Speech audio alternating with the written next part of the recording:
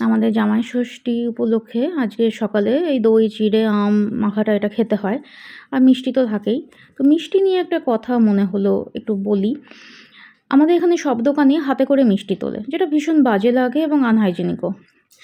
তো অনেকে হয়তো বলবেন গ্লাভস পরে তোলা উচিত। তো গ্লাভস পরেও দেখুন ওই হাতেই মাথা চুলকোচ্ছে, কান চুলকোচ্ছে, নাক চুলকোচ্ছে, আবার মিষ্টি দিচ্ছে। আর তার থেকেও বড় যে ব্যাপার যে টাকা।